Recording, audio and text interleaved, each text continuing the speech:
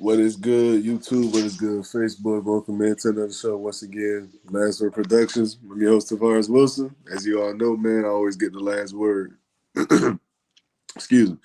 But before we get started, man, hey, if you're not doing so already, y'all go ahead and hit like, subscribe on the YouTube channel, man. We are live currently as we speak right now, and we will be live every Wednesday, Thursday night, 8:30, 9:30 Eastern Time.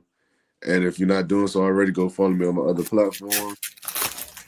I'm on Instagram, TikTok, Facebook, etc. Just look at the handle LastWord Productions 9 out of 10 times. Yeah.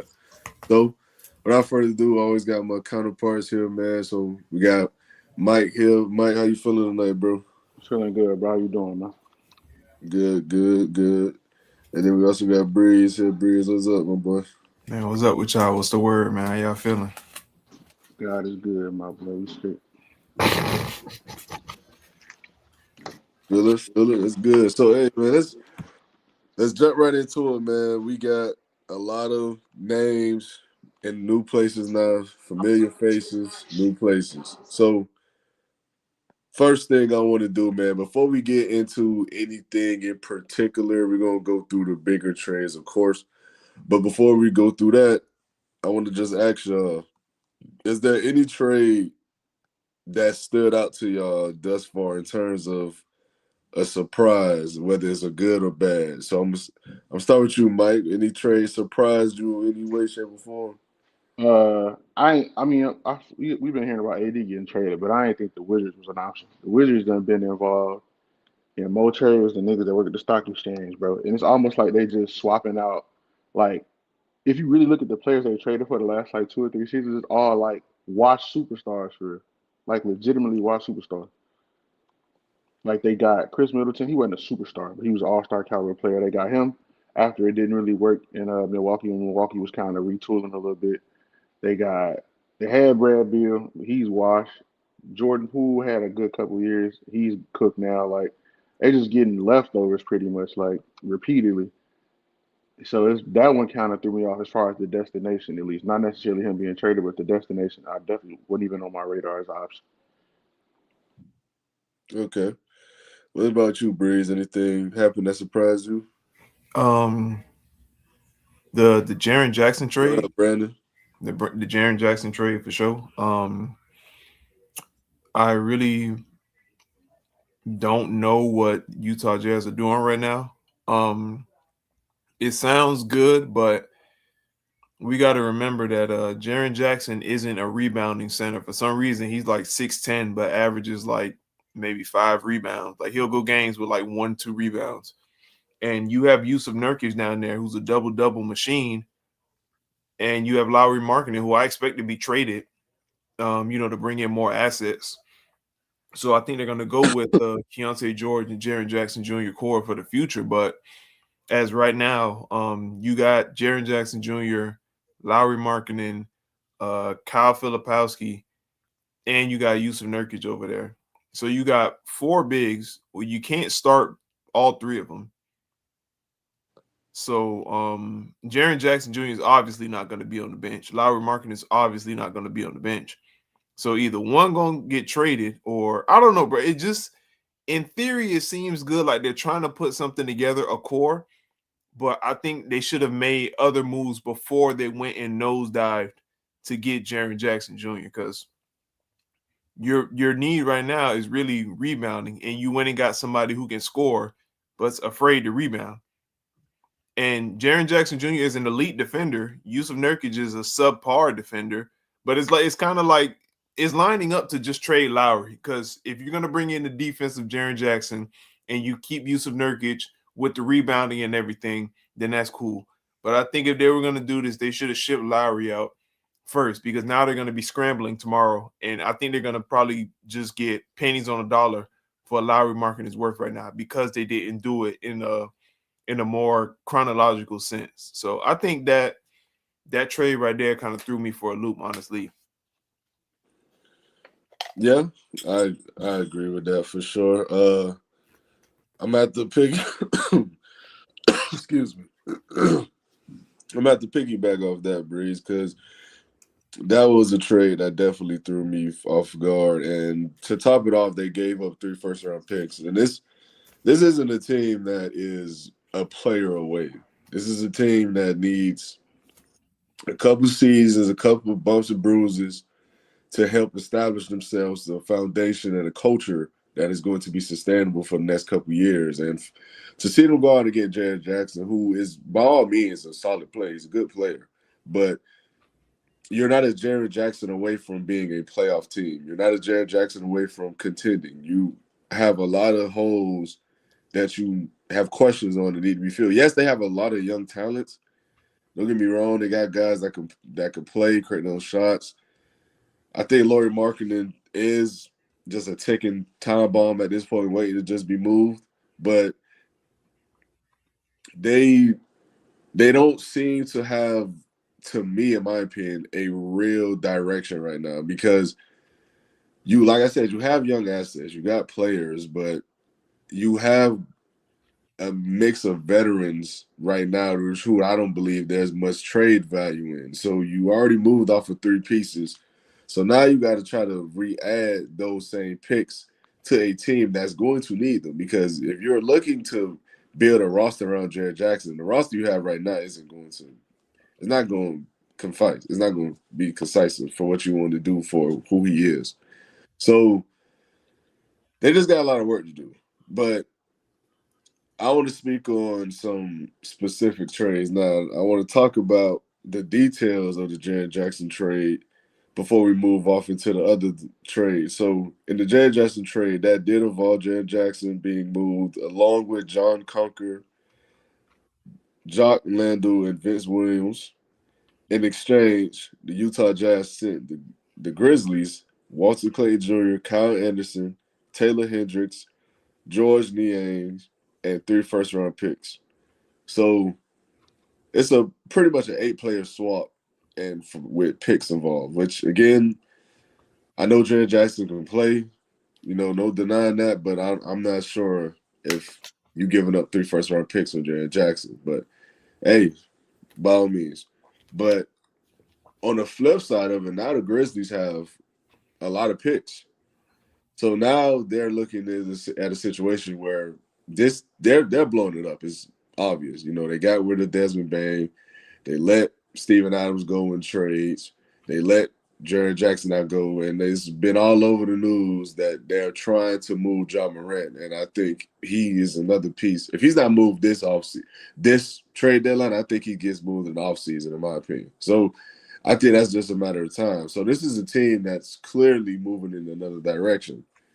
So we'll see if it works out for them, though. And they have a blank canvas right now. They could be whatever they choose to be. But anything else y'all want to add about the Jazz and Grizzlies situation before we move on? Nah. Also, that Oklahoma City trade was pretty stupid as well.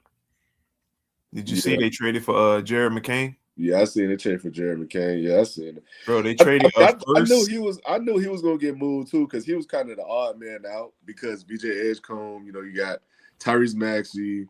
Kelly Oubre came Yeah, back and he balling. yeah, Embiid balling again. Paul and he George hitting his started stride. the Yeah, ball. Paul George, Ball gone for he's 25 just though. right now, but he gonna And come then back. and then they bought another forward, and their forward, Dominic Barlow, he's been balling as well.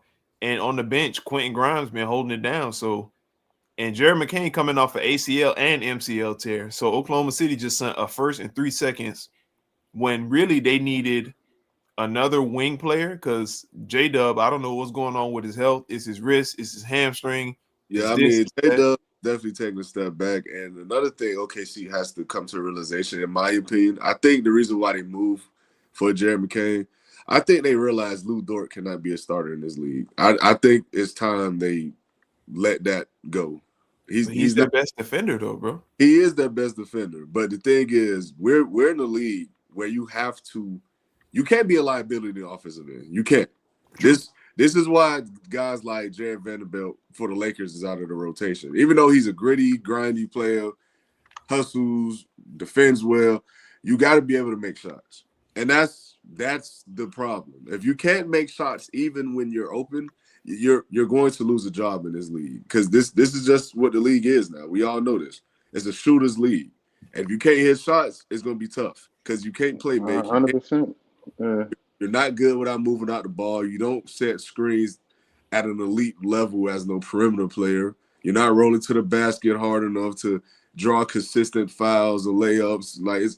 You're not providing anything on the most important essential side of the end to justify you continuously being a starter. And it's not like they don't have other really damn good wing defenders. I mean, still got Caruso. SGA still a good defender. And even though at times he does kind of get lazy, stays away from that. But you got to look at it too, bro. what's the other dude named Carson Wallace too? The dread. Casey Wallace, yeah.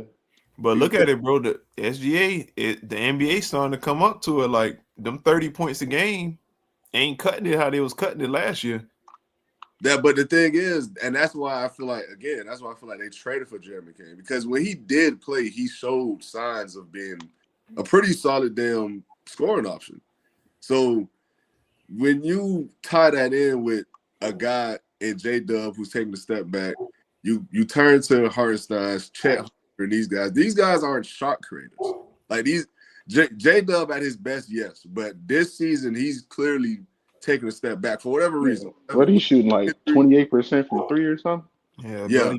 Abysmal. And for whatever reason, that's up for speculation. But the OKC Thunder see there's a problem.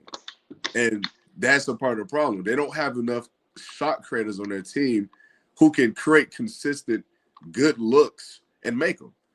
And I think Jared McCain could come in and pretty much be your second or maybe third best at doing that.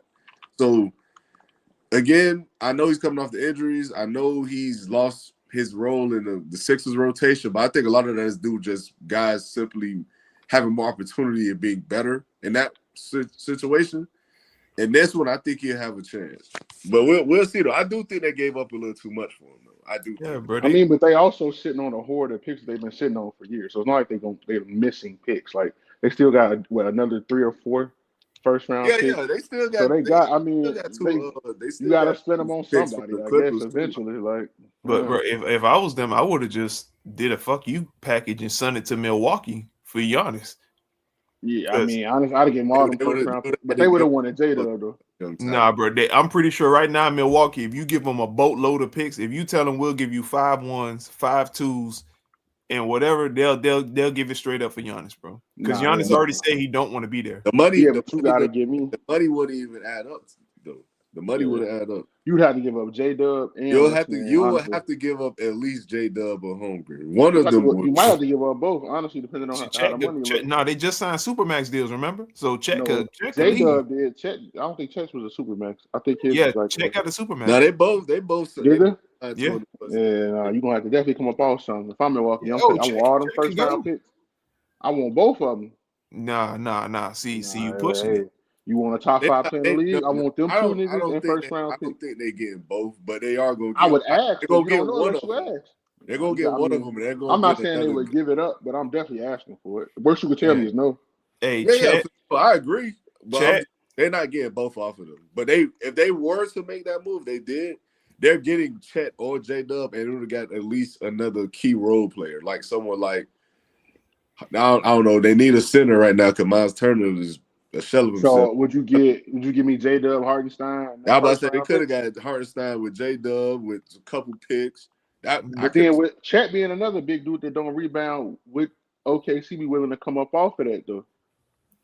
I'm just saying I'll give him Chet, and if you want to do me a favor, you send me Giannis, you send me Ryan Rollins.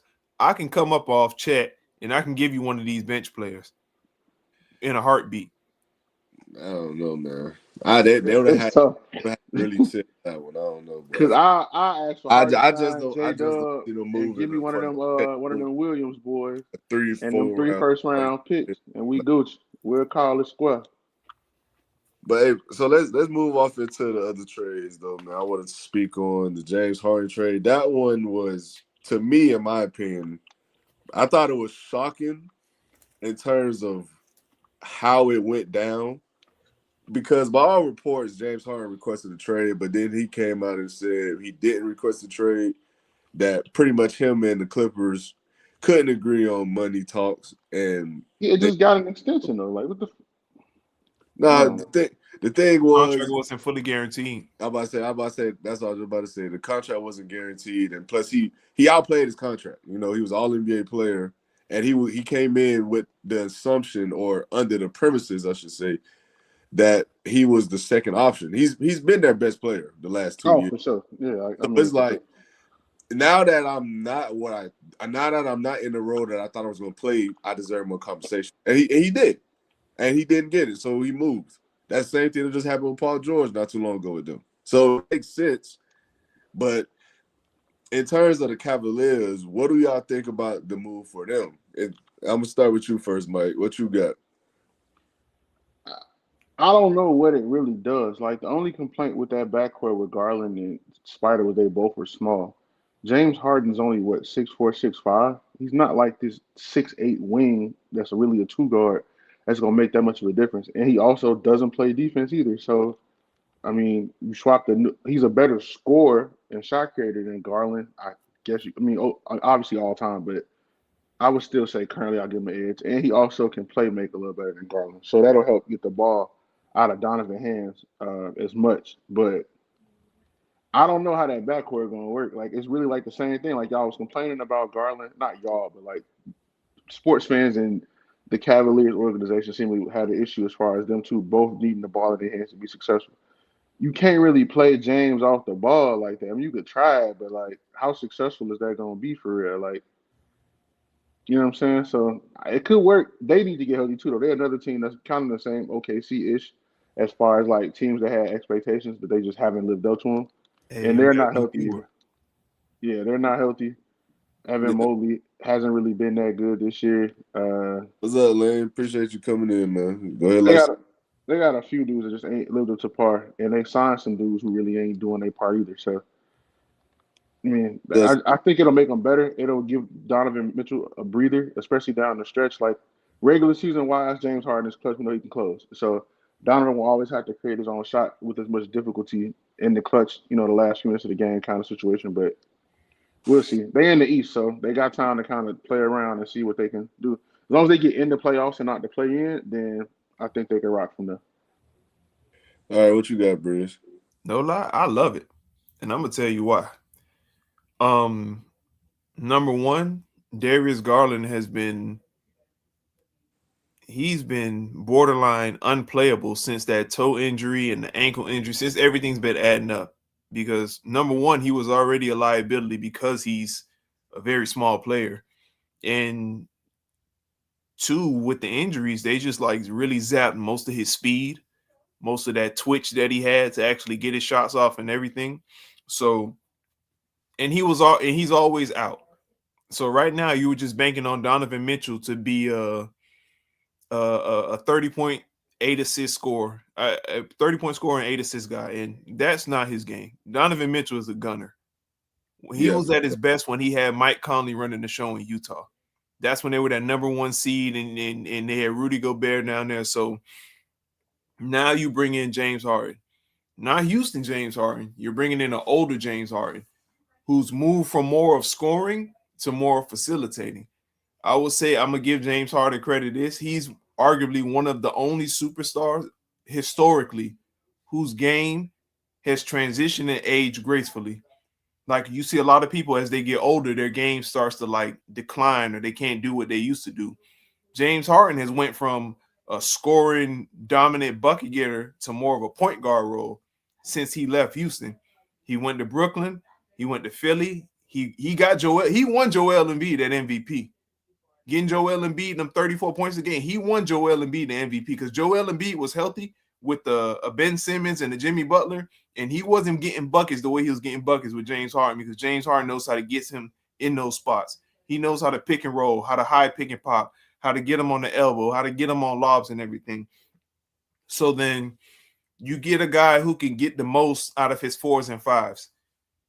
You had James Harden in Brooklyn, and he had DeAndre Jordan looking serviceable because he's that much of a great point guard. He knows how to get him the ball. He got Joel Embiid the MVP. Zubac was turning into arguably a top 10 center in the league with James Harden there, because his offensive game has flourished since James Harden got there. More floaters, more game, Yeah, more work on the block. he led the league in field goal percentage last 2 years too. And it's no surprise because James Harden got there. So now what does Cleveland have?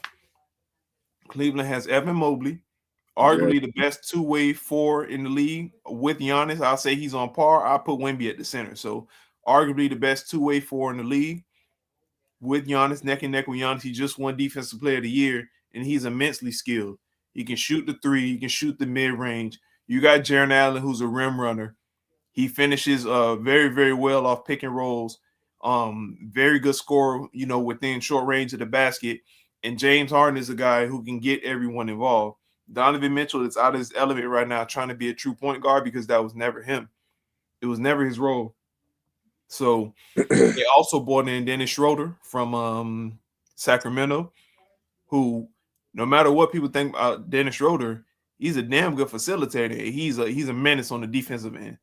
So when you look at it all, what you can possibly get. You can have James at the one, who's a bucket. Like his game is never been his game has never been predicated on athleticism. His game was always craft. When he came out in the draft, they said, Who would you compare yourselves to?" He said, "I'm a Manu Ginobili, Paul Pierce hybrid." And you can see in his game, like James Harden has never had a 40-inch vertical. He's never been a Russell Westbrook guy. No, he's more craft than anything. And as he's got older, his game got more sharp. The three balls sit there and everything. I love the move because you're going to put Donovan Mitchell back at the two guard position where he can just flourish, just focus on getting buckets. Evan Mobley is going to be unlocked. Jerry Allen is going to be more of a lob threat. And now you have a bunch of shooters in Cleveland that can actually benefit off someone who knows how to get people the ball. I'm not saying Donovan Mitchell can't play the point guard, but that's not his natural thing to do. Is So that what's wrong with Jared Allen? Because that's who I was talking about when I'm like, he been MIA pretty much. yeah, He had that great game the other night. He went Shaq mode, but that was about it. Like he been yeah, weirdly off this year. because Jared Allen, he's not the guy like Evan Mobley who can face up like a Wemby or Evan Mobley at 15 feet, get a jump shot up. That's not him. He's DeAndre Jordan in a sense. Throw me a lob, I'm gonna set a screen, bounce pass, let me dunk, offensive rebound. That's him. So he needs a prototype point guard to get him the ball. And if I'm not mistaken, Jared Allen was in Brooklyn with James Harden, if I'm not mistaken. yeah, he was. And he got traded to Cleveland, and he was really sought after because he looked good with James Harden. So I think it's a match made in heaven, bro. I'm not gonna lie, I like it. You preserve Donovan Mitchell, and you bring in a prototype point guard who knows how to score, who knows how to play the game the right way. Now the playoffs, that's another story. But right now, we're gonna see how it looks. Right now, I like the move. I love it. For sure. Steph Curry, I got Steph all day of the week. I ain't gonna lie, any day. But I agree with 1,000%, Briz. I think it's an excellent move, and I think, if I'm being honest, I think it was the best move made in terms of the trades that have been made thus far. And it's for every reason you said, but I want us to go a step further. I believe James Harden is going to come in and be the veteran that team needs as well, because this is a young team. I mean, Donovan Mitchell, by all accounts, is a quote-unquote veteran, but he's still in his mid-20s. This is a young guy. So we're talking about a team filled with young players, guys who haven't played in many meaningful games,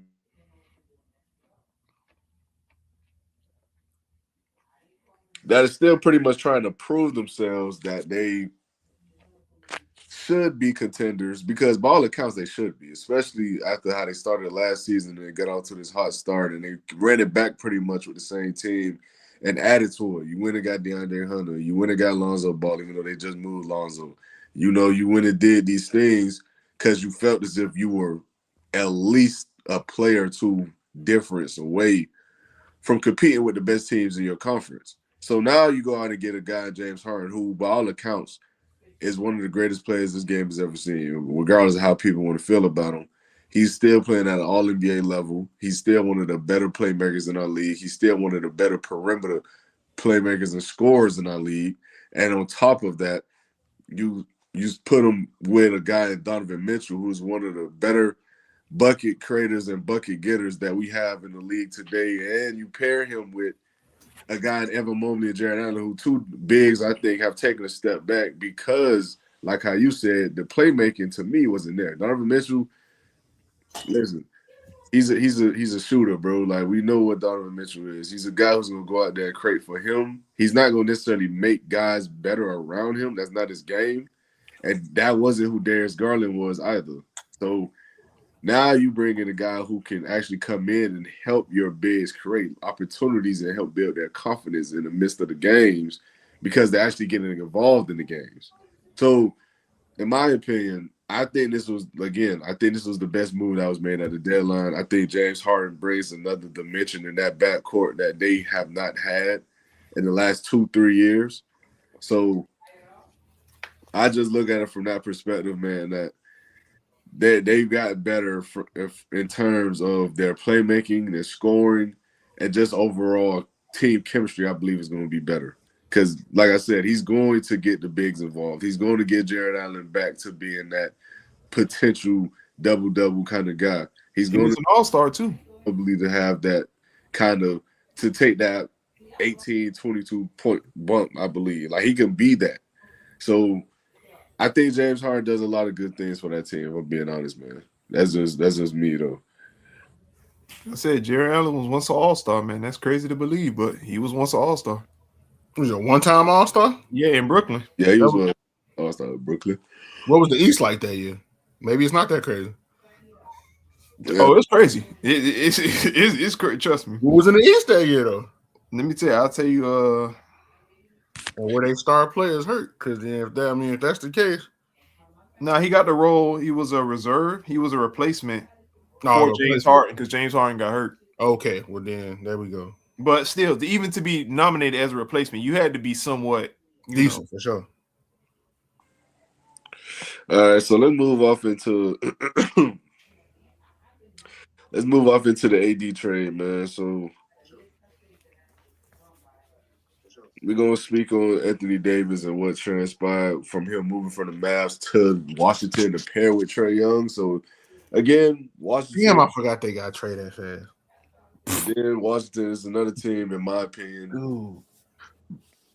They're making moves in order to contend now, and I just don't understand why. I mean, I know they got some young talent. Don't get me wrong. I know Alex Sarr is there. You know, I know they got guys good, bro. Keyshawn George. Yeah, I was say Keyshawn. I was literally about to name Keyshawn George too. They got Carrington, they got Koulibaly. some young talent, and it's not anything to you feel me to take for granted or lightly. But Anthony Davis is a guy who he's going to miss the next 6 weeks with a head injury now. And he's opted out of not getting surgery. You know, he has torn ligaments in his hand, but this is a guy who you just gave up to pretty much be your primary scorer because Trae Young is going to be your ball handler. So you gave up a lot, even though Chris Middleton and these other guys, not really anything to be upset about. But you still, again, we're giving away draft compensation. We're giving away picks. Like I don't understand why these teams are giving away these picks as if they're a star player away. Like you're not.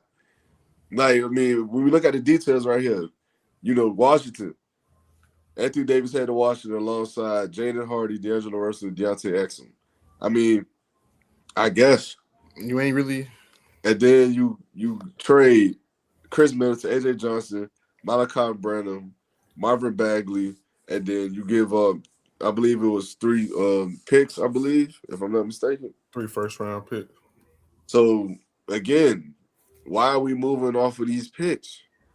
And I understand, it's Anthony Davis. Anthony Davis at his best is one of the 8 best players in the league, whatever you want to rank him. Cool. The problem is you traded for him, he's already hurt. So I just don't get it. Like, you make this move to be better next year. How good is AD going to be next year? How healthy is he going to be? Like, the numbers are down this season. So, I mean, I don't really get what move this I don't really get how this move moves the needle for them, I should say, in my personal opinion. Because it's just I think AD probably has maybe another 2 years in him of high level play. Because I just don't think his body's gonna hold up, bro. I just don't see it. I think it depends how you break down that 2 years. Because honestly, I think if he have 4 seasons of playing 50 games, then yeah, okay, he can play 4 seasons. But if you're thinking a full 82, I say he got 1 season left, bro. If he's gonna play a full 82, he's gonna be burned out by the time the 82 is done, bro. Because I also look at though with him, he's injury prone. Like he came back this year, bro. Eye socket pretty much was like on the floor. Like he had a whole orbital fracture. So like your depth perception is off. You pretty much readjusting and learning how to shoot again with new depth perception. I think I really think he didn't want to really be there. Like you get traded for Luka, all you hear about is how I think that played a you know what factor. I'm saying. I don't think Yeah. he wants to be in Dallas. Definitely want to be in Dallas, but I don't think he's gonna stay. When you said with like, I think it's also too like some teams, even though they be trash, they never get lucky enough to pick first. So like with Washington, like the last high pick they had was Alex Sarr. I don't even think dude is good for it. I ain't gonna lie to you. I could be wrong. but he was a raw prospect though, bro. Yeah, but still, you took him second or first. Was it second? First I or think it was second? first. And he's nowhere near looking like a first round pick. We get it. It's his second year's early. Nah, but he's shown flashes, bro. He's a defensive monster. He's But easily he's not like I don't know. I feel like But they're not the next. Like they've been mostly stuck between. he's not first like pick worthy. like especially as a raw prospect, he's not first overall pick worthy. He shouldn't have been the first pick. But I also look at the fact that like it's Washington, so like is your player development staff even valid for me to critique him? Like it's probably y'all trash ass fault. But most teams don't get like teams like Washington or the Pelicans, perfect example. They be trash, but never trash enough, even when they in the lottery to get the first pick. It's always like third or fourth. Or like it's two superstars and then the rest of the class be trash and you always get the third or fourth pick type shit. So maybe they looking at it like that. With them being in the East, they like, we ain't getting the first pick no fucking way. And if we get competitive enough to at least make the play-in or playoff, that first round pick is probably going to be in the 20s or 30s. These next two drafts, prospect-wise, are lit. This one coming up, fully loaded. You got about 10 to 15 really good players right now, like really good players, quality players. After that, it's the same as always. That's why the NBA draft only 2 rounds. Buns after that. So, I don't know. We'll see. But you think about it, bro. I think like I said, I think we was talking about this on another episode. They looked at the effect that a veteran point guard has on a 4 and a 5. Like they looked at what happened when they signed Chris Paul on the Spurs for that 1 year with Wemby. Wemby was unlocked because before Wemby was just out there fucking around playing free. I don't know what bro was doing. He was just wilding out. And Chris Paul told him, yo, get right here, set this screen, pick and pop, do this, move this around. And he also mentored Stephon Castle, who his game has elevated. And then when Chris Paul left, they brought in De'Aaron Fox, who's a scorer, but he's also been a number 1 option on the Kings for a while. Granted, the Kings haven't had that much success, but he brings a veteran presence when Chris Paul is gone. So I think they're looking at it like, okay, we bring in Trae Young, somebody who got fucking John Collins, a max contract. We got somebody who got Clint Capella looking good again. Outside of James Harden. You know, we look at somebody who got the Hawks to the Eastern Conference Finals, who had Onyeka Okongwu balling. Like we look at this guy. Balling is crazy. I don't know about balling. Nah, Onyeka solid, bro. Solid. Let's say with Trae for that run, that nigga was solid. He was solid. Let's not say balling. Okay.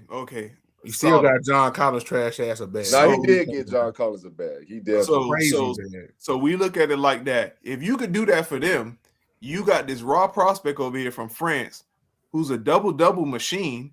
He can shoot the 3, he can mid-range, he can post, he can do all that stuff. He just doesn't have a prototype one to get him the ball. Because Bub Carrington is a gunner. Keyshawn George think he Kobe. Koulibaly is a terrible slasher. Chris Middleton is just Chris Middleton. Well, he gone, bro. He gone. Wait, is Kuz gone too? The Kuz at the Bucks. Kuz at the Bucks, bro. Oh, you right. They did trade him already. So it's like now you bring in somebody who can bring structure. Hey, pick and roll right here. I'm gonna get you the ball here. We're gonna do it like this. And maybe they trying to see what they can get. Are these niggas gonna listen though? It don't matter. That's Trae Young. I know, but are these niggas gonna listen? Is my point though. Like That's true. They better fall in line because everybody expendable. we can say that, but this nigga was the number 1 overall pick. Nigga, you just got here. This is my team. Is he one of them, or is he one of them that's I'm gonna do what the vet say? Fall in line, pick and roll. It's hard to say, bro. Because Reported, he's humble. He's a humble guy. Reported about a second-year player. I mean, He's a very humble guy. I don't really think we know much about him to know whether or not he's going to be anything else other than willing to do what it takes to win. Because he has, by all accounts, he's not in the news or in the reports coming off as. Nah, the Frenchman, you ain't gonna never see none of the Frenchmen in the news. The only Frenchman ever was in the news was Tony Parker. Weird. But rest of them, man, cool. He was winning games, bro. I feel you. But at the end of the day, listen, Alex Sarr, we can feel how we want to feel about Alex Sarr. He's a solid player. Like he's out there giving you damn near 18 8 a night. So we're talking about blocks and steals. We talking about a guy who can play. It's just he plays for Washington. Like we got to take that into account. Like I mean, shit, Washington, bro. Like it's not that many. It's not. That's that why I said it's a talent and development. I don't know if I could even really blame him. I might just blame player development. It's just Washington, exactly. That plays a factor, and that's what I'm saying. That's why them getting Trae Young made all the sense in the world. Because again, like I just said with James Harden, a true point guard is going to open up a bigs game a lot. We've seen it with DeAndre Jordan, with Chris Paul during his times. We've seen it with, you feel me, like how Breeze just alluded to Chris Paul and Wemby. Or you can even go back to when we first seen Shaq get paired with a young D Wade, even though Shaq didn't have much tread on the tires still, but D Wade in more of a learning, like on the fly kind of deal and becoming that young playmaker that he was. He bought more out of Shaq than people thought he could get out of Shaq at that point, along with Alonzo Mourning. So when you have a good perimeter player who can distribute efficiently and effectively, it makes the game that much easier. That's why another good example is DeAndre Ayton this year. You give me like we talking about a guy when he had Chris Paul. Like we talking about a guy who dudes thought was unplayable last season with with Portland. Now he leads the league in field goal percentage, and he's a guy who's averaging, I believe, last time I looked at his numbers, he was averaging a double-double. I don't know what he got now, but he's another. I don't know what he on lately. I'm not gonna lie with DeAndre Ayton. The problem since he was at Arizona, it's always been his motor. Like he's not a guy that's gonna consistent. That's why he got outplayed by Giannis. He didn't get outskilled by Giannis. He got outplayed. Giannis just wanted to win more. Yeah, that's for sure. That's for sure. But at the end of the day, I just feel Trae Young will unlock that next level for Alex Sarr.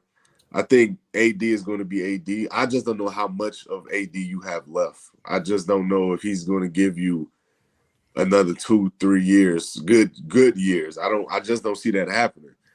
So I get the move in terms of you're trying to get better, because at the end of the day, you traded scraps. I mean, the Chris Middleton, Marvin Bagley, these guys are nobodies.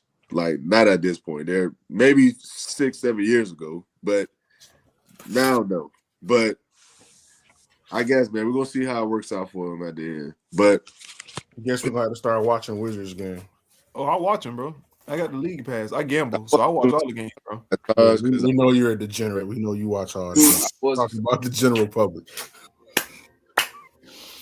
That's crazy, man. That's crazy. You see how people feel about your T? Niggas saying on the live pod. I didn't say I don't support you. I just said I might be the enabler. It might be my fault.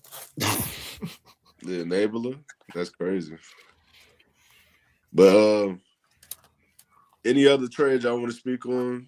Oh, yeah, real quick before we move on. Shout out to my Celtics. I wanted Ivica Zubac, but they went and got Nikola Vucevic, a deep post threat who can rebound and play out the pick and roll. I love the trade. Anthony Simon was too inconsistent for me. One game he giving me 15. That was your man's. Bro, one game he scored 30 off the bench, 29 in the second half. And then the next 5 games, he scored like 2 points a game. Right now, bro, Neemias Queta is our center. We need somebody who can help on the offensive end, who can shoot a mid-range jumper, because Derek White, Peyton Pritchard, they 3-point bombers. Jaylen Brown could work in the mid-range, but after that, bro, we depended on Hugo Gonzalez and Baylor Shireman and Jordan Walsh I think, like I said, we needed somebody who can score in that low post. And if it wasn't Zubac, I'm glad that we got Nikola Vucevic because we needed something. So that was a hell of a trade. Shout out Brad Stevens, man. That's my boy. And maybe if y'all could have wind the clock back to his Magic days, maybe. But I don't know, bro. But we don't need him to go out there and be 22 and 10 Nikola Vucevic. We perfectly fine with 10 and 6. I just don't think he got it no more, man. I was watching the Bulls game the other night. He just that's another organization. We don't really need to hold that against the players. They don't develop shit. Exactly. I mean, hey, you know what? That's fair, man. You know, that's fair. They're fucking horrible. That's fair. It's just we gonna see, bro. He a Heat fan, man. Bro, I'm not listen, bro. I ain't gonna lie. The Bulls are the most retarded ass backwards lateral moving organization I ever seen. These niggas went from having like 10 forwards. They had Laurie, that bum Felicio from overseas from Brazil. You had Laurie, that bum Felicio, whatever his name is, Cristiano Felicio, whatever the fuck dude name was from Brazil. You had Bobby Portis. You had you still got that bum. They should have pulled out Bobby Portis. They had like 4 or 5 forwards. You still had Mirotic. You had all kinds of shit. They got you had like 10 power forwards. Then they got got rid of all them niggas. Got rid of all of them. Now you got 100 guards. What the fuck? What the fuck are you doing? Josh Giddey. Listen, I remember and then didn't want to pay Josh Giddey. My God. Bro was triple double every other game for you. It took you forever to pay him. You didn't even want to pay that man. Hey man, they sent Josh Giddey over there to die. That's why he actually turned out a solid player. I know if I was Houston, I'd have been on the phone trying to get Josh Giddey ass off him since y'all trading shit. I would have tried to get Kobe White just because he can shoot, bro. Houston still can get on the phone right now and get Josh Giddey. They need a point guard bad. They should have got Kobe, man. They sent Kobe to purgatory with LaMelo. But hey, the Hornets looking good though. I ain't gonna lie. I'm about to say the Hornets have picked it up lately. That shit not gonna last, and we all know. It's not gonna last because LaMelo is my boy is a lightning in a bottle, and you got other guys. Can we get him somewhere else? Maybe can he go to Houston? Nah. You put LaMelo Ball in Houston, in the city of Houston. That man gonna turn into John Morant, bro. No, he's not. He might turn into Zion though. That man go. My boy actually lost weight and actually got back, right? Man, your boy being held together by paper clips and gristle, man. Listen, the man, he wanted him to lose weight, he lost the weight. My boy looked healthier than ever. Who we talking about? Zion. Hey, it's just a matter of time till he already missed like 20 games already. Hey, Mike, it's just a matter of time. Not because of weight. Don't say because it's just a matter of time. His body already gave out. I told y'all. Bro, he gonna hit the annual 360 windmill and be out for 10 games. I told y'all when we talked about it just before the season started. I said it's too late. He should have took this shit serious when he got to the league. His body had already been bruised and beat up at this point. No, I agree. So I mean, you just a slim hurt nigga now instead of a fat hurt nigga. Like you just. We need to get that man some therapy. That's what we need. Fuck basketball. That's life. We need to get that man a life coach. Call what's her name? Ivana, whatever the fuck her name is. He need help. I don't think people factor in, bro. Like Zion is built to be a football player, not a basketball player. 100%. Because when you're 280 pounds, people don't realize when you jump down, when you jump up and down, the centrifugal force that comes down is triple. So you're putting 280 pounds of press, not even 280 times 3. I ain't even finna do the math, but you get the point. I got it, but yeah, I get it. You putting that much weight on joints. That nigga, and the man run like a fucking gazelle. That nigga built like Vernon Davis, man. Bro, that man would have been killing somebody defensive end, bro. Hell of a tight end, boy. I ain't gonna lie. I would have put that boy at the end. He looks. I ain't gonna lie. He probably would have been built like Miles. Low key, probably could have. You know what I'm saying? Like he a little too short for DN. He man 6'4", 6'5". DN's only like 6'3", 6'4". Miles only 6'4", 6'5". I mean, yeah. You didn't even think about like his height is short for basketball. I don't think he got that lateral quickness and physics. What you mean? What? I don't think he got that, bro. Zion, bro. I think he no glazing, no none of that. Zion is like arguably one of the greatest athletes we ever seen. He's a phenomenal athlete, but I don't think he's quick. I don't think he's twitchy. I think he'd have got twitchy off that line. Bro, the man is like a rabbit, bro. The man. Yeah, in terms of him jumping. You put him interior next to like Chris Jones or some shit. I don't think he's a finesse player, bro. He's not a finesse No, he player. probably would have been a power rusher, but that's cool. Put his I eggs on mean, the table. I guess. Because he I, power rushing in the league. I think He come out of he would college have and been say he ain't want to closer. hoop, right? Send a nigga to Aaron Donald for a couple summers and see what I happens. think he would have been closer to Olivier Vernon than Myles Garrett. I'm not gonna lie. Olivier Vernon is a crazy shout out though. Shout out Olivier Vernon. Because if you look at it, bro, I think niggas that weren't supposed to be hoopers, him and LiAngelo Ball. LiAngelo Ball looked like a tight end, bro. No, that LiAngelo nigga Ball, was football for sure. He looked like a tight end for sure.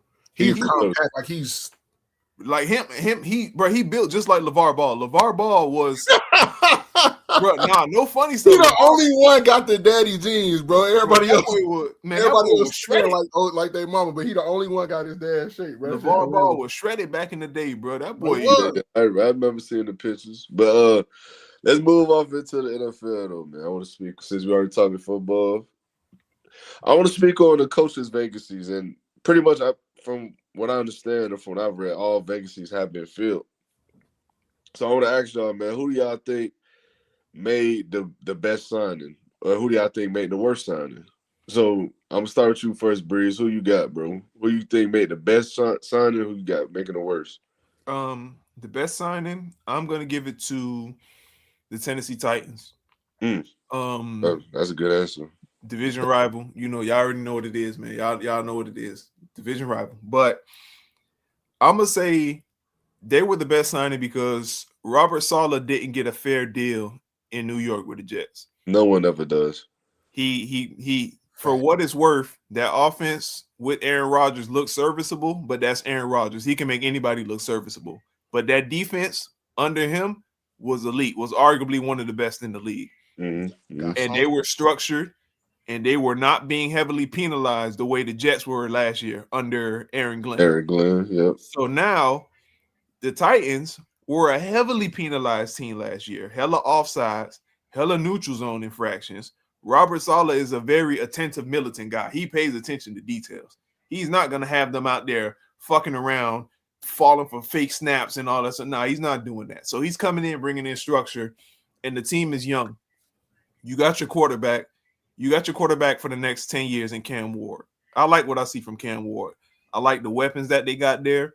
Right now, what they really could work on is getting an O-line to protect Cam Ward because he's running for his damn life out there. But given what he was given, he played some damn good football last year. Yeah, I got to give him credit, man. He played a lot better than I thought he was going to play. He played some damn good football because I thought that little nonchalant shit he was doing at UM was going to get him killed in the league. But he played some damn good football. And like I said, Tony Pollard is serviceable back there. Alec Alameno, I've been high on him since I seen him play against Colorado when he cooked Travis Hunter.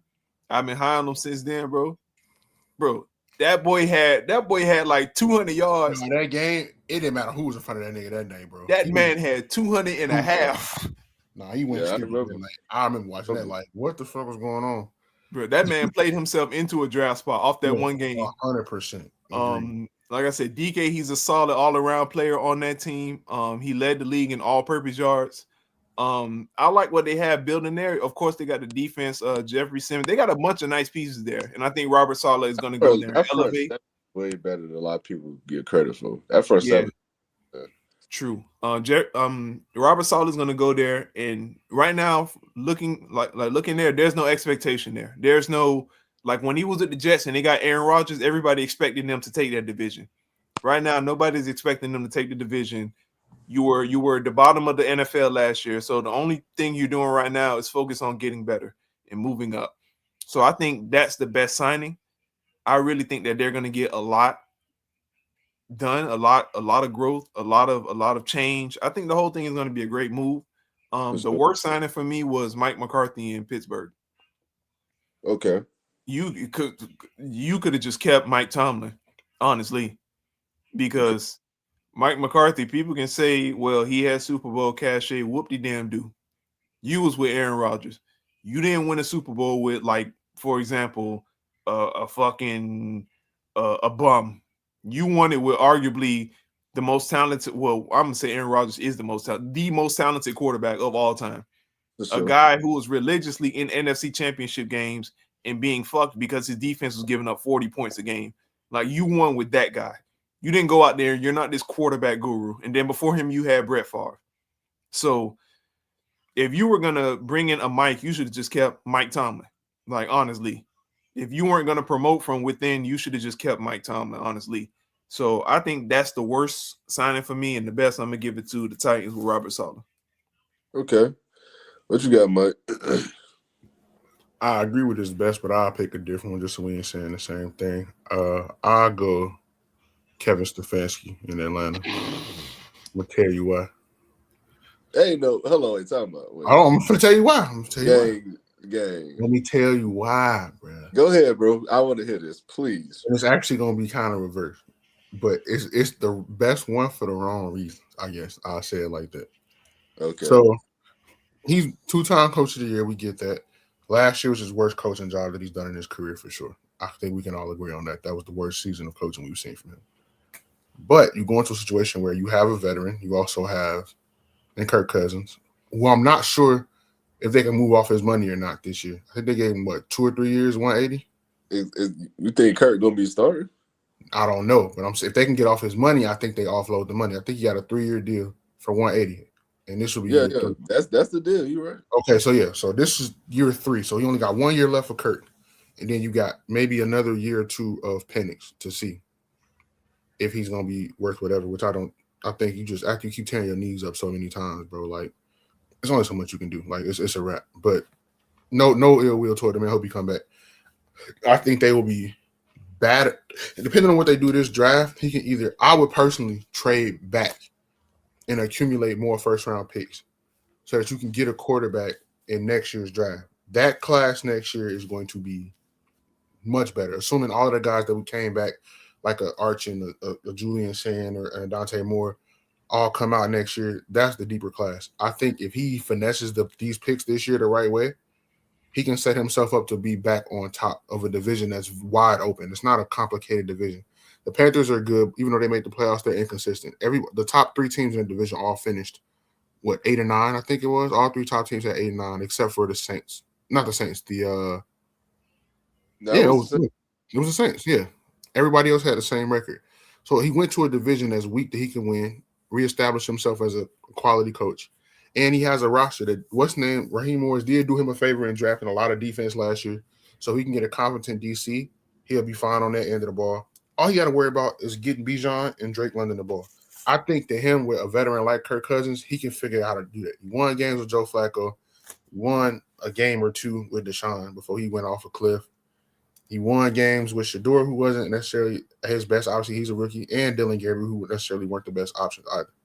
I think he has a better overall roster in Atlanta with a situation that could benefit him the most. So I think that was the smart. That's why I said it was the best.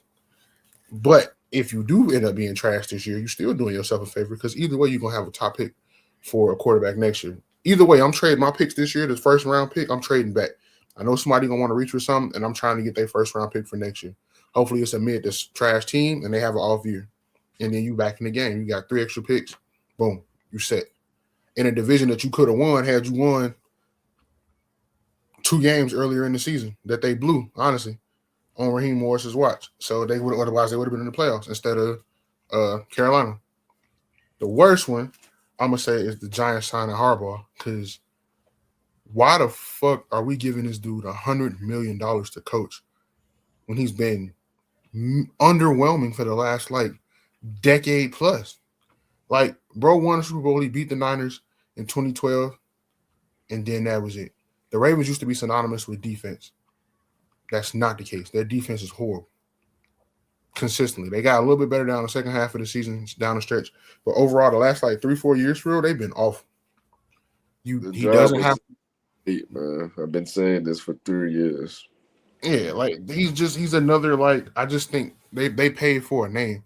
I get they needed a veteran coach, and I'm cool with that, but you overpaid him like a motherfucker for sure. $100 million for a coach is crazy, bro, for 5 years.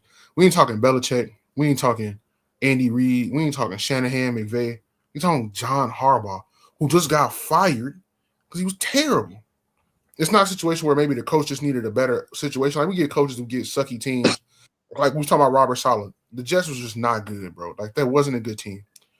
Now, his signature was defense. He lived up to his signature as far as that. But the rest of that team was just not good. So we get it. Sometimes the coaches need a new chance with a new team with actual weapons and athletes and players with common sense and abilities. But that's not John Harbaugh's life. You've had one of the best 3 or 4 players in football for 8 years, and you've done nothing with him. You've handicapped him, if anything. I think Lamar has been great in spite of him most of the time, not because of him. And so with that, you gave that man $100 million, and you have a young core that you're trying to build on. I don't think that it was a good idea to hire that man, to coach Jackson Dart, Malik Neighbors, or Cam Scatterboo, or their defense. He's not a defensive-minded coach, so he's not even going to be able to maximize the defensive talent they have. He's not an offensive-minded coach either. He's not. He's a special teams guy, right? So it's like, and even that wasn't good under his watch. Like, so it's like, I don't know, man.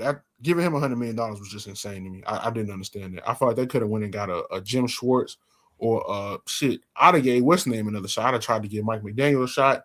Anybody, but I wouldn't have gave that man $100 million, bro. No way. Okay. I feel it. I like y'all both spin, but I gotta I'm gonna start with mine. For me, the best signing, honestly, truthfully speaking, man, I do agree with the Titans signing, but for the sake of being different, I'm gonna go in a different direction. Cause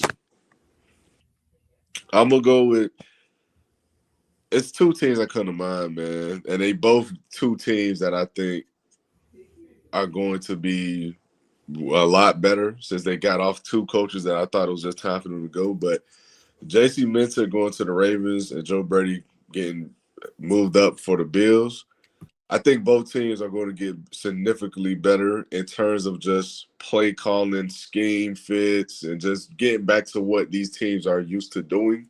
Like for the Ravens, for example, this is a team, like Mike, you just said, like this is a team that was known for being one of the nastiest, hit you in the mouth kind of style of freelance defensive football we've seen. So you get back a guy like Jesse Minter, who's known as a mad scientist when it comes to drawing up defensive coverages and looks. I think it's going to get a lot better for him, and that in return will make the team better. And when you look at Joe Brady with Josh Allen, no one knows Josh Allen better than Joe Brady. No one, outside of maybe Brian Daboll. But Joe Brady has gotten the best out of Josh Allen consistently, and now he has opportunity to not only bring in a staff who can help get that much more out of him potentially, but he can also have a chance to now fully bring in a staff that can help put together game plans in order to center a team around their best players, whether it's James Cook, whether it's Josh Allen, whether it's Dalton Kincaid, something. Like, you no longer just have a defensive specialist in Sean McDermott, who I don't believe was as bad as a coach as the situation played out to be. But I do think it was time for him to go. I just think sometimes you overstage your welcome. But in terms of the worst signing, I mean, listen, I'm a Dolphin fan, man. I got to be honest. I got to go my team, bro. I mean, at the end of the day, I don't know nothing about Jeff Hafley. I know he coached at Boston College for a while. It didn't go that extraordinarily well. But this is a guy who was with Green Bay, was their defensive coordinator. One thing I'll give him credit for, Green Bay did lead the league in the least amount of yards given up at the catch. So the team tackled well, and they was technically sound in their technique and things of that nature. But when Michael Parsons got hurt, the defense fell off a cliff. They were giving up almost 30 points a game. And you don't have a Michael Parsons on that side of the ball. I mean, you got some pretty solid players. You got Bradley Chubb, you got Chot Robinson, you got some pretty solid edge rushers, but you ain't got Michael Parsons. You ain't got him at linebacker. You got Jordan Brooks, and you got, whoever else you're going to bring in. But this is a signing to me that just screams, we'll see. And you're in a situation right now where this team is trying to figure a lot of things out. And you bring in a first-time head coach who you don't know if he's going to be good enough to help rebuild and remodel a culture and entire football franchise. You just don't know. And that's why, in my opinion, this is the worst sign because you have so many question marks in terms of not just the team at this point, but the ownership and coaching. And when you have no certainties anywhere, that's just not a bad that's just a bad situation, bro. It's not a good situation to have, in my personal opinion. But that's what I got, man. Y'all boys got anything else? No, you're right, bro. I ain't even think about the Dolphins, no lie. Did the Cardinals hire a coach yet, bro? I don't know, Well, man. what'd you say? Did the Cardinals hire a coach yet? I thought they. I don't. Did they? Let me see. I thought they promoted from within. I didn't know. I know the Raiders I is thought gonna they. be. I know the Raiders is gonna be what's name after the Super Bowl, but I don't think they got a coach yet, bro.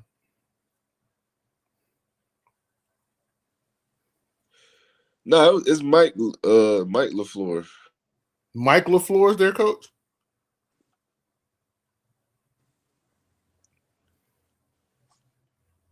Hello, you get me? Yeah, Is my shit trying? Y'all get me? yeah. I can't hear y'all. Damn, I don't know. Hold on. I don't know what the hell. I don't know. Hey, somebody say something. Yep, You get me? I can hear everybody. See you guys? Y'all hear me? Yeah, we can hear you. Yeah, I hear y'all, but y'all not. My signal must have just crashed on me. Yeah. All right. So everybody good? We straight? Yeah, we can. All right. So, but yeah, they hired Mike LaFleur though. That's who they got. We're safe then. We're good. Never mind. I'm I'm good. sorry, but Who? We're good. We're safe. We're good. Don't worry. Division's good. We're safe. yeah, I'm like the only LaFleur I know is Matt. That's it. I don't know about no other Mike LaFleur. I Yeah. don't know. I mean, younger brother type shit. But Nigga getting clout off Big Bro. Hey man, nepotism. hey, for sure. If it ever was an example, nigga, for sure. We ain't But gonna hey, hear no look, outrage about this one though. It's okay. that you ain't never lied. If it was ever an example, no cap. But listen, man, we're gonna move off into the last subject, man. We're gonna speak on the Super Bowl briefly. I just want to hear y'all thoughts on some things people have been tying into correlation to the game that's coming up, as we all know. But Mike McDonald is 6-0 against quarterbacks that are 23 and under. So a lot of people are saying Drake May isn't going to play well, and he's going to ultimately continue his bad play that he's been having throughout the course of the playoffs. My question for y'all, and like I said, we're not really getting into the details of the game right now. We're going to speak on that tomorrow's episode because that's going to pretty much be the bulk of the episode. But I want to just ask y'all, how much stock are y'all putting into that in terms of Mike McDonald being able to neutralize Drake May completely to the point where it's not even a game? I mean, he ain't looked that good these playoffs at all. So I mean, maybe a weather has something to do with it a little bit. I give him that for the last game at least, but he has not looked good. And that fumbling shit, you do that against Seattle, yeah, your ass is going home. And it's gonna be over by halftime type shit. Like it can end up being Seattle versus Denver all over again. When that shit, the ball went over bro head on the punt, and the shit was over with right then, done with. If he don't wake up or get some completions early and get like calm, get the rattles out, they're gonna be cooked. And I want them to win. Obviously, I don't want Seattle to win. I don't want my division rival winning the Super Bowl at my home team stadium. Fuck him. So I need bro to wake up. But if he don't, I'm gonna turn that motherfucker off. But I ain't gonna lie to you. All right. What you think, Breeze? Um, honestly, I'm not expecting Drake May to go out there and be a world beater or go crazy and be a Superman type. Because honestly, he's still young. The game is still, the game is still it's still raw for him. So he's Yeah. still learning. He's still developing. The best experience is experience. So I'm just thinking like when I look at the playoff run they had, honestly, anybody they play against, I expect him to struggle because it's his first go round. You get me? Now, Yeah. if he was 5-6 years in the league, I could say, you know what? Nah, I don't think this is gonna happen because this is and this. But he's young, bro. And when I look at how everything is going, how Seattle's been a great defense, um, how they've been a cohesive unit, and how Drake May has struggled, I do expect him to struggle, but not because Mike McDonald is going to scheme up something amazing. I think it's his first go around there. I expect Sam Darnold to struggle, honestly. I do just first time jitters. Even though Sam Darnold has been in a lot of big playoff game moments, but he's never been in the Super Bowl.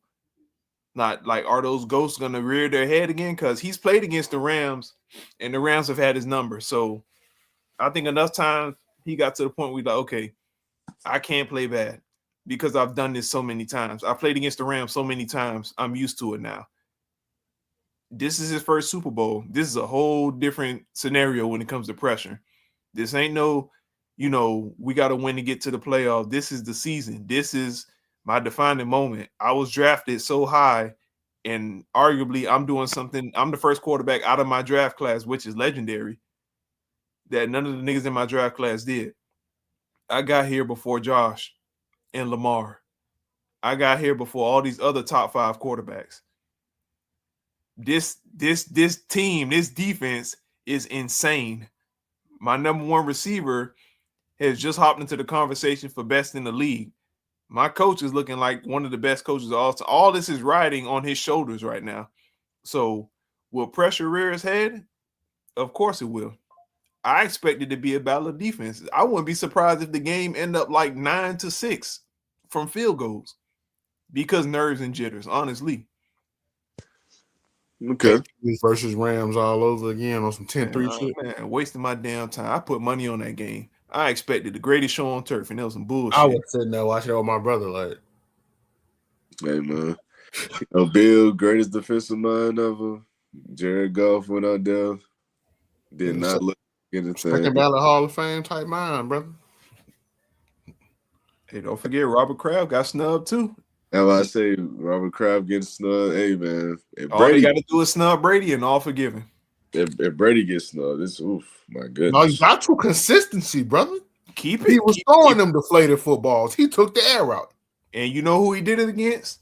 My Colts. So I want Brady to get in on the 10th go round. Don't put that nigga in the hall at all. He ain't even all that. It's crazy. But hey man, so listen, for me, man, listen, as a Dolphin fan, I'm just be transparent. I hate to see the Patriots come back the way they did. I mean, I watch the Patriots go through Mac Jones, 4-13 seasons, draft Drake May, go 4-13, fire a coach after 1 year, hire a new guy, make a Super Bowl all while before the Dolphins even won a playoff game. It hurt. Tua, Tyree, and Waddle. It hurts, bro. It does. You got Devon A-Chain out the deal, brotro. Hey, listen. Devon A-Chain can play. I gotta give credit with his dog for sure. But can we keep it real, T? What's up? I don't think the Patriots ever cheated y'all. I just think they just beat the shit out of y'all. Honestly, I never said they cheated us. No, I'm just saying, bro. You know, nah, they never cheat us. I'm just saying, like, it just hurts to see a team figure it out after they had a 4 or 5 year drought and we still just here in purgatory. So, yeah, and it kind of sucks to see that. But in terms of the game itself, I got to be honest, man. I'm a fan of the game before I'm a fan of the Dolphins. You feel me? So I call it how I see it. I know Drake May has not been the greatest quarterback to ever touch a football field in these playoffs. I know that. The thing is, though, he makes timely plays. And sometimes those 1 or 2 plays are the differences in winning and losing the game. And his poise and the confidence he plays with, to me, is something you can't coach. It's either you have it or you don't. And he never seems to let the moment get bigger than what it has to be for him. Like that first game against the Chargers when they came out in the first couple drives and wasn't really doing too much, he looked like he calmed himself down. He came out and had a pretty damn good second half. Against Houston, I know he had the fumbling issues. Still, at the end of that game, he made enough plays with his legs to move the chains consistently, to get him to field goal range, things of that nature, and he won that game. Against Denver, same thing. He made enough plays with his legs consistently to help them seal the game. And I get it. They're not playing Peyton Manning and Tom Brady in their primes in these games. I understand. At the end of the day, though, you can only play who's in front of you. And they played 3 top defenses in the league, and he's the first quarterback to go through a gauntlet like that in terms of the defensive players and teams he had to go up against. So I believe he's going to have a tough time against the Seahawks because I think Mike McDonald is proven to be one of the better coaches in the league. But at the same time, I think he has more than enough talent and poise to go out there and make plays that could potentially win the game.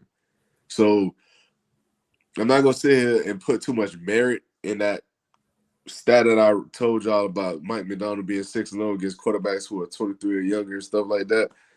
But I will say I think it's going to be interesting for sure because I think these are 2 teams that a lot of people didn't see, especially the Patriots not getting to this point this season. So I think it's going to be interesting. Hey, y'all, let the record show Tavares damn sure wasn't sold on the Patriots, man. I wasn't. That nigga said It wasn't nothing to be sold on. I'm about to say we gotta don't make it seem like niggas was just predicting them to go to the Super Bowl. They wasn't. You said the Dolphins was gonna be better. I said they had the best offseason. I said that when we went into the season. They were going to be the most improved team. But so you ain't said the Dolphins was gonna be better? We was gonna say these niggas are Super Bowl contenders. We did not say that. So T, you ain't said the Dolphins was gonna be better though. I did say that for sure. I said that for sure. I just wanted you to own it, bro. I'm proud of you, man. Yeah, I said, hell yeah, I said that shit. I'm not going to, first of all, I'm a fan. Nigga. I ain't going to admit a division rival going to be better than us.